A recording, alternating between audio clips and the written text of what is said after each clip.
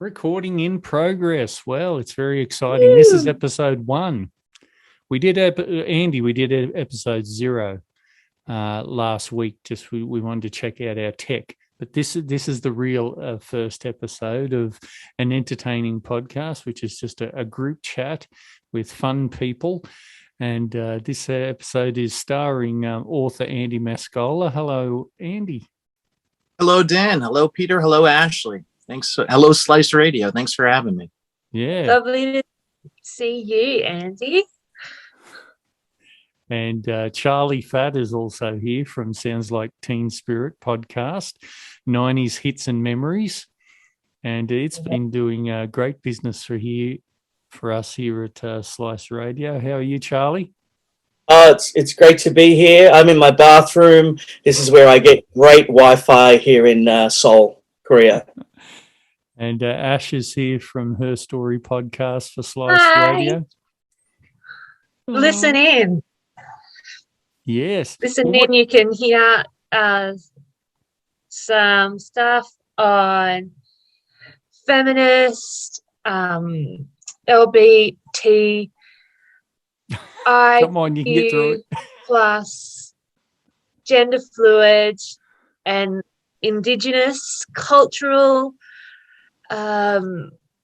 submissions through music. Yeah, that's exactly it. It's a big sentence. You can tell I haven't had my coffee, right? Yeah, sure. Have some coffee. But we thought we'd get Andy on to talk about his latest book, comic books. We thought we'd get Pete on to talk about his upcoming new podcast, Star Wars, if that's still going ahead, Charlie.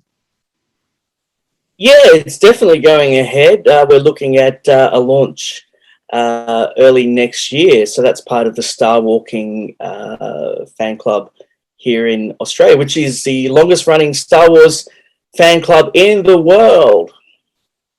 Wow. That's amazing. Do you like Star Wars, Andy? My goodness. Do I like Star Wars? Yes, very much so. What's the criteria to enter? How nerdy do you have to be on the Star Wars? To be a member of the club? Yeah. Oh, you need $10. That's what you need. Oh. That's $10 Australian, I assume. Yeah, so $1.50 like your money. $1.50 US. And are you across all of Star Wars, Andy, or are you more of a usual sort of fan? Just the big mostly, movies? Mostly the first 3 I love. And when I say the first 3, I mean 1977 through 85. And I was thinking about this last night. Maybe you folks can weigh in. But do you think Han was named Han Solo because it was short for handsome? Do you think that was... Charlie will know this. Over to you, Charlie. Well, there's no doubt that Harrison is a good-looking man. I'm not sure of the origins of the name. I presume the Solo bit comes with him being a bit of a loner, except for his Wookiee friend. But I don't know where the Han comes from. No idea. You might be right. I don't know why that. I was thinking about that. I guess I was just thinking about names used in fiction that are somehow like sort of like a key to that person's personality or to who they are. And I think you're absolutely right about the Solo part. But I thought about Han.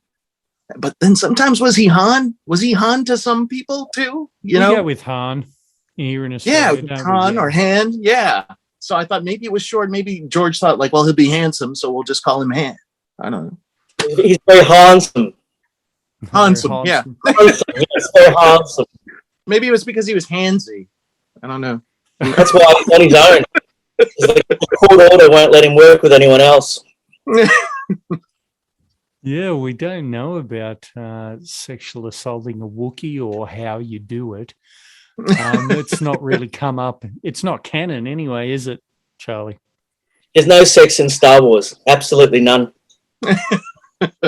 That's right. Didn't they make Carrie Fisher strap her breasts down, or George Lucas insisted that she show no breasts at all?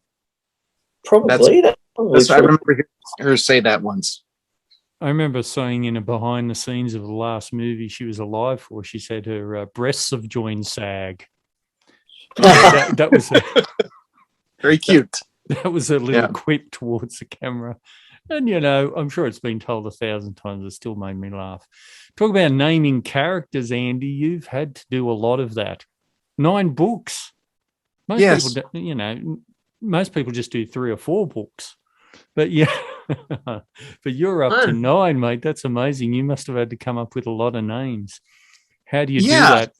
Like a friend and then an object around the house, like Martha Tea Kettle, or no? With the latest one, I wanted it to be sort of like almost like a modern take on Sherlock Holmes. So I thought it would be great if like the book was told from the perspective of Holmes as Watson. So I named the protagonist and the narrator of the story Chip Watson. And then there are some other like places that were sort of, and people that were sort of named in part as a sort of tribute to Sherlock Holmes. But so I take those things into consideration for sure. I noticed that, I don't know if you folks have watched White Lotus. Do you get White Lotus over there? Oh, yes, definitely. It was, oh. No, that's all right. Don't worry. Don't panic. Oh, okay. I was going to say, with White Lotus, I noticed that, and I don't know if this was Mike White's, the writer's intention, but he basically went through the alphabet. Like there were characters that, all went like, right through A, B, C, and then they jumped, I think, to like J, K, L, M, N, O, P. Like literally the first name of every character was alphabetical. How about that? That's one. And I thought that was kind of interesting. I thought that's an interesting way to do things. And I wondered if when writing the script, if he set it up that way, if he thought, well, this way I won't duplicate names and it'll be easy to remember each character. But I don't know. It was just something I picked up on. I really enjoyed that series and thought that was I don't know. That just stood out to me right up through there was a fellow named Quinn. So when like O, P, Q, R, S, I was like, holy moly, right on through. So I think to some people it's important, and to others maybe it's just, it doesn't necessarily matter. But in my opinion, I think it's fun, and it's I always remember Spike Lee and like all the like his early films and the interesting names of all his characters, whether it was like Mookie or I think Gator was the Samuel Jackson character in Jungle Fever, and then I think Flipper was his brother. And I remember like being a younger person and seeing those Spike Lee films and always thinking like, wow, what are these characters going to be named every time that you'd see one, because they were always unique and interesting. And I thought that was kind of a fun way to write a script and write a plot. Definitely fun. Another thing that's fun is I thought when you were doing the alphabet, you were going to go into a Nick Cage there, like a A, B, C, D, E. Do you know that? Do you know that one? I don't. I know silence. You don't know? No, but I don't know the alphabet. What does he do? And then the radios. I know he set up all the radios. Look, Nick Cage is a crazy guy. He does a lot of things. Yes. But your latest book is Insatiable Rejects, and I'm going to buy a couple of copies of this and give. I'm going to buy 3 and give them away to Lucky Slice Radio listeners, stroke viewers. Oh, that's very sweet of you, Dan. Thank you so much. How great am I, guys? You're very great. Are they going to be those Kindle editions there, Dan? Yes, I think because people would prefer rather than so cheap. I am not cheap. That's a horrible thing to say. And tell us a bit about writing Insatiable Rejects, Andy. So give us the plug. Yeah. So like I said, I wanted to tell I'm not a huge fan of detective stories, but I thought, again, it would be fun if you had like a Sherlock Holmes type character that was very eccentric, and his Watson was more straight-laced and basically was observing this eccentric man going about trying to solve a mystery. And I also thought it would be interesting to incorporate a villain that was sort of like a villain for the times. So I made them these terrible pornographers who were filming people unwittingly and including their images in these films that that were purported to be pornography of people in the act and being almost caught. So there were people surreptitiously walking into rooms and having no idea what was going on. And then I thought about like the catharsis of how great it would be to destroy a website that was corruptive or just, run by terrible people. And I thought, like, wouldn't it be great if that was the objective of these people? And how would that happen? How would people go about doing something like that? And it almost seems ridiculous to destroy a farm of computers, So I thought that would be fun. So I put these three characters that don't know each other initially, but meet each other. And I had a lot of fun with them. They were really interesting, funny people. There was a lot of room for humor. As I mentioned, that the Sherlock Holmesian character is very eccentric. So that gave room for a lot of humor. And then I put them on the road, on like a road trip to go to this Cerber farm and attempt to destroy these computers and thus bringing down these nefarious pornographers. Wowzers, trousers. Andy, Yeah. Your imagination is just fantastic. Oh, thank you. That's so sweet. I try to be original for sure. I definitely don't you really want to do something different. I mean, aside from the idea that it's taken, the ideas from, a Sherlock Holmes story, but obviously these characters are very different from, British characters in the late 1800s, Of course. What do you think, Ash? Does that sound like a rollicking tale? Well, before you give these books, you're going to get books away. I'm going to read one. Oh, very cool. Thank you so much, Ash. Interesting. Yeah, it's a fun tale. I think it's hopefully give you a lot of laughs. There's a lot of humor. It's definitely the most funny book I've written so far, I think. Yucking it up, Andy Mascola. And Charlie Fatt, your podcast has got a really great reaction. I mean, everyone loves it who's bothered to tune in and have a listen. You've done crossovers with other podcasts, but how's it going from your standpoint? How are you enjoying it? Oh, look, I'm really enjoying trawling my extensive but no longer growing CD collection and digging up hits and forgotten songs from the 90s. I really enjoy putting it all together, and I've had some great collabs recently.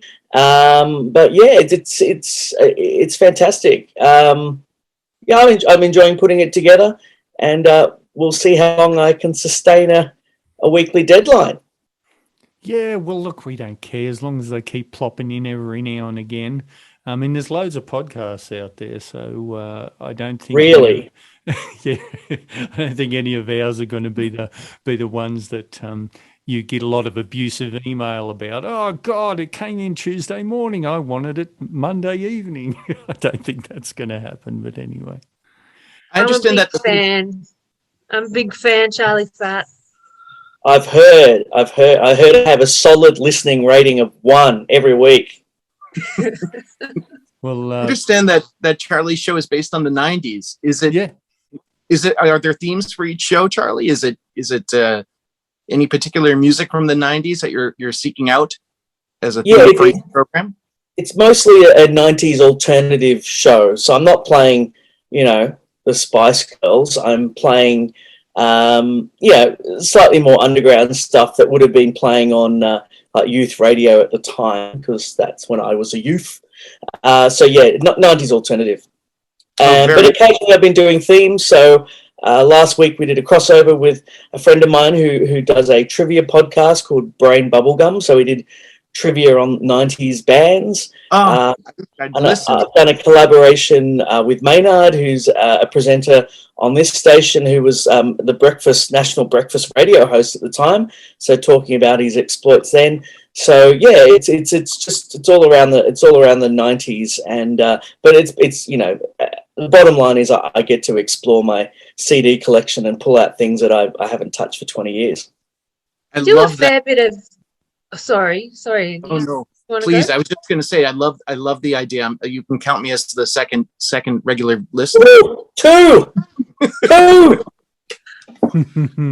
was just going to say we do not a fair bit, but a bit of crossover, because doing a lot of like feminist and queer, that sort of digs right into Bright Girl. And the scene I loved last week with the trivia and going into sort of Kurt Cobain's background and going to the UK, but the stories about Kathleen Hanna and Toby Vale, I was like, you got it correct. Yes, he's good at his trivia, isn't he? He's very good. And up on my screen, I've put a picture of the Sharp, and Andy would have never heard of the Sharp. Charlie, can you think of, even imagine such a thing? Wow, you missing out big time, Andy. The Sharp were a three-piece rockabilly band that were popular in Australia for 3 minutes, producing 2 albums, but they were famous for their skivvies and sort of having that black and white look. And the bass player played an upright, so they were kind of funky to see live, but they lasted, 5 minutes and are no longer with us, unfortunately. Oh, when you say no longer with us, do you mean they disbanded, or are they literally? It was it was definitely a refrigeration accident.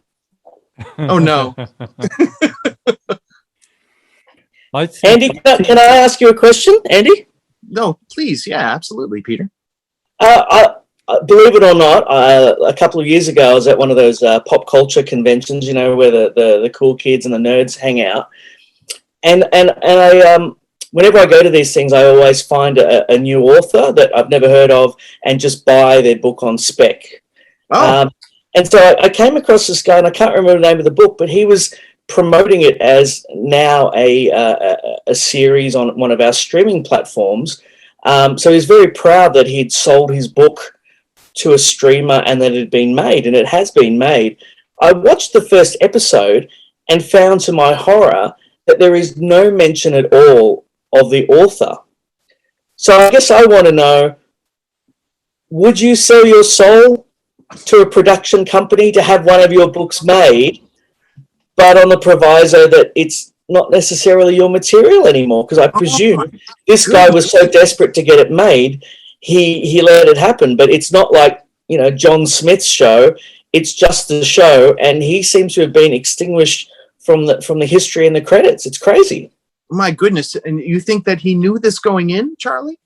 Well, he must, because I looked him up and he's still working in public service in Canberra. So I think he's signed his rights away, probably in a bad deal. So, what would you sign away to have your book made? Oh dear. I do. You know what? I've often thought about ghostwriters, folks who are hired by celebrities to write their biography or their memoir. Spooky and stuff. they get, and there's no credit at all given to the writer in many cases, I should say. And I often think, like, would I do something like that for somebody? And I imagine that I suppose I would consider it if it was somebody I held in high esteem and admiration. And I imagine if, the compensation was worth it, then I felt like I could do that person justice by telling their story through their voice, then I may consider something like that for sure. But I can't imagine doing something with an original story, giving it away and letting somebody else take complete credit for it, when it was ultimately produced. That would strike me as, obviously I think folks do what they have to do if you need to get compensated. And maybe that was the case of this author that you're speaking about. I don't make a lot of money from the writing. I fortunately, fortunately have a full-time job, and I'm able to take care of my family through that. But I imagine if I was put in a situation where I needed to, then I may have to resort to something like that. But I fortunately am not, and I don't think it'd be something I'd consider. Though again, the ghostwriting thing I would consider if perhaps it was the right person and I felt like I could tell their story well and again be reasonably compensated for that and do that person justice. Have you had a go at screenwriting, Andy? Oh, only a little bit. A friend and I sat down in my kitchen and tried to knock out a screenplay once. In we got only so far into it, and I think we both weren't interested in it enough to keep it going. But and then I have another friend who is working on a short film presently, and I helped him as far as writing his screenplay, though it was only a short film, so I didn't have all that much input. But I think that's kind of fun. How many screenplays are you in, Pete? I know you have an interest that we haven't talked about it for a long time. My problem is I'm a lazy writer. I don't have the discipline to sit down every day and put an hour or two into a script. So yeah, I've had a short film made, which was lovely, and yeah, I've got a few ideas brewing, which we've talked about quietly in the behind the toilets at the school, and one day I'll bring them to fruition. But yeah, unfortunately, I think I'm too lazy, and ill-disciplined to spew out a script all the time. Andy, are you disciplined? Do you write religiously every day? Oh yeah, I try to write. Well, I'm either writing, reading, or editing every day for sure. As far as my books, however, Peter, I tend to hammer out the script in the month of November during something called National Novel Writing Month, when you try to get at least 50,000 words of a story put down, a beginning, a middle, and end, at least, maybe if not that, you just cross the finish line by the end of November and you've hit the 50,000 word mark. And that's the way I've written my last 9 books, and in the month of November. And then what I do is I spend the other, about 9 months out of the rest of the year editing every single day to make it as good as the story can be. Because as you can imagine, when you hammer out something quickly, there's, all sorts of grammatical errors and there's continuity problems and all sorts of things need to be ironed out for sure. And there's, huge swaths of story that get taken out and then replaced, and then a lot gets added in. So it takes a lot of time. I can't imagine, there's writers back in the day who would crank out, between 5 and 7 novels a year. And I can't imagine how they did that. But to me, that's extremely impressive, with the full-time job. And I do a podcast every week. And I write album reviews every 2 weeks. I can manage to at least put 150 to 160 page novel out every year. And that's what I aim to do until I can't do it anymore. Wow. Does that mean Does that mean we'll have number 10 next month? Yes. I'm excited about it. This is my break right now. So for the next, 2 full weeks, I'm basically, incubating, so to speak. I've got the plot hammered out. I've got a beginning, a middle, and an end. And then beginning November 1st, I will take all the Halloween candy that we haven't passed out, and I will gorge on it every single night of the month of November, and I will put something together, at least the skeleton of a script, a manuscript rather, and then beginning January 1st, I will edit every single day until it's as good as it can be. Andy, your doctor and I are in one mind on this about your eating habits that I've been noticing for 10 years. And you are not going to live a long time, young man. He's going to get some good editing done. Well, I suppose I can tell you as a journalist, sugar drives deadlines. Andy Mascola, sugar also drives creativity. Andy Mascola died shortly after the publishing of his 10th novel. It drives creativity and diabetes. He was warned by friends, close and otherwise. Sorry, I have to do this. That's disgusting. You don't need legs to write. You can lose your legs to diabetes and still write. It's okay. Yeah, that's right. That's right. As long as I don't lose my fingers, I'll be okay. The hand, oh, you lose them too. Sorry. Oh dear. They come. Well, they then go you later. can just do talk it. Didn't who wrote a book like that? Yeah, you were talking about the diving bell and the butterfly, that Frenchman who was Yes. paralyzed, right? And he did it all through blinking. Did you know that? I forget. I feel bad. I forget the gentleman's name. There was a film about him, but he was a fashion designer who lived a fascinating life and had a stroke and was ultimately paralyzed from it. But wasn't able to communicate verbally, but was able to communicate through blinks. And through blinks, he was able to have somebody transcribe his life story. And it became this book called The Diving Bell and the Butterfly, and a film. The film is excellent, albeit It's amazing. sad. Yeah. Ashley, we better talk to you about what's been happening in the Aussie media about misogyny and abuse in the workplace in the Australian music industry. All four of us big music fans. Ironically, I think I'm the biggest music fan. But tell us a little bit about it. Well, I'm sure you've heard of Sony Music. We all Have have. everyone heard of Sony Music? Sure. Just a small international record company, just a small independent record company, aren't they? Just a Yes. mum and dad setup. Yeah, in the back garage. Well, there was a story on Four Corners in Australia, Andy, which is on our ABC. What do you have?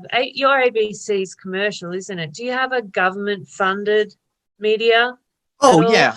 Well, we have C-SPAN, which is strictly all programming as far as like the Senate or I hate to say this, but we've got PBS as public broadcasting. Yeah, that's funded by the government also. Yeah. Yeah. Public broadcast, yeah. Okay, so kind of like a current affairs show that would be on PBS. Mm-hmm. And it looked into the former CEO of Sony Australia, Dennis Handlin, and that was bringing to the surface what I talked to this journalist, Ruby Jones, this week, and it's going to be on her story, so I'm sort of giving it away before it airs. But she also did a series on it, so I'll go through sort of bits of what she did first, and then also tell you how it sort of publicized what she did.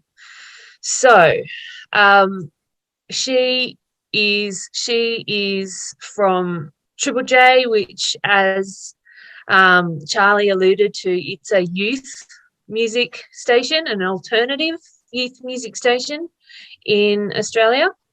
So she used to be a former investigative journalist for there, but now she's on one of the most popular podcasts in Australia called 7am, and she's the lead journalist, investigative journalist on that. She did a 5-part series called Everybody Knows, on into looking at looking into like the boy club and the toxicity of working in the music industry as a woman in Australia. And particularly Sony came up a lot, so she focused in on Sony a lot. And yeah, this former CEO, as well as the vice president, he was ousted, as many people have said, as the scapegoat for what was happening for the wider executive, and especially what was happening from Dennis. So there are accusations of sexual assault, gaslighting. Gosh, I needed it written down. That's all right. Inappropriate. Daniel. Lots and lots of inappropriate behaviour, isn't it? Yeah. So yeah, it started with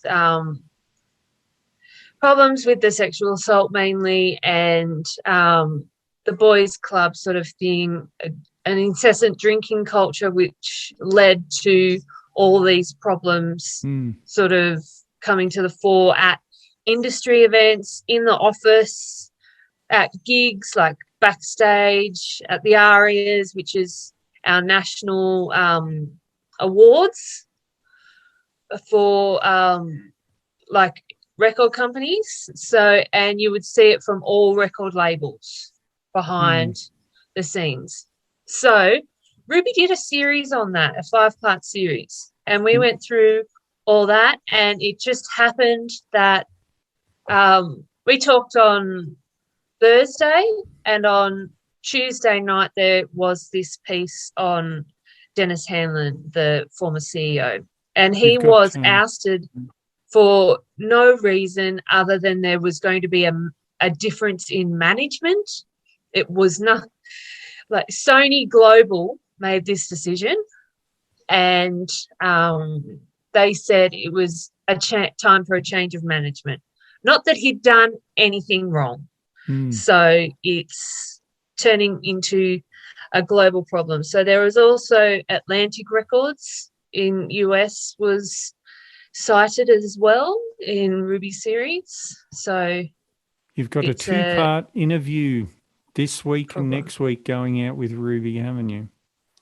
Her story podcast on for Slice Radio, wherever you get. We're going to get punted off Zoom very, very soon. Sorry, guys. That's all right. That was fantastic. Look, we want to know about it, and now we know about it. Charlie, what have you got coming up? You're going to try and keep up with your podcast output. You're going to start another podcast for Star Walking, and you've got the upcoming Rat Cat concert. Yeah, that's right. One day I will get to a gig sometime before I die, I think. But yeah. What have I got? I've got a few things on the boil. I've definitely got that script that I want to write. Andy's inspired me. I'm going to have a crack at writing November, I guess. And I've got another project on the boil. I've signed up to try and listen to all of the 1001 records that you must hear before you die. You know, that book. And there's a website that you sign up for, and every day you get a prompt to listen to one of those albums. So that's my current project. I'm going to try and listen to 1001 albums. Wow, that's fantastic. So do you listen via Spotify, or do you have to buy? Are you going to try and track down CDs? Like, are you going to get the ones like the 50 ones before, so you can actually get them in your CD collection? You don't know what you're listening to until you get your prompt. So unfortunately, it's much easier to just listen to it via the evil Spotify and just do it that way. So yeah, I'm going to I'm just going to cheat and listen to it digitally. They need my 0.001 cent a day, I think. I was going to say they're not that evil. It's just a bad business model. And and Andy, what have you got coming up? You're going to write your 10th book. You're going to keep going with People Are the Enemy podcast, which is fantastic. It's 3 years old. Yes. And anything else fun? That's it. Those two things are both of those things keep me very busy. Yeah. So how about you tell us about your podcast, Andy? We don't have time for that. We don't have. We'll have to get Andy back on. Because we've got to take our 85-year-old mother into town, Ashley. You're 85. Well, she's your mother-in-law. You can take part responsibility. No? I've got to go and get my computer receipt to do my tax. That's how exciting my life is, guys. It's tax time. That's exciting. Well, it was tax time, and now it's past tax time, so I've really got to do it. It's more or less. We're not draconian about it in Australia like they are in America. Let's say thanks very much to Andy Mascola. Thanks, mate. Thank you so much for having me. Thanks, Andy. Thanks, Charlie Fatt, Peter Young. Thanks, Yay! Ashley, and let's do it all again another time.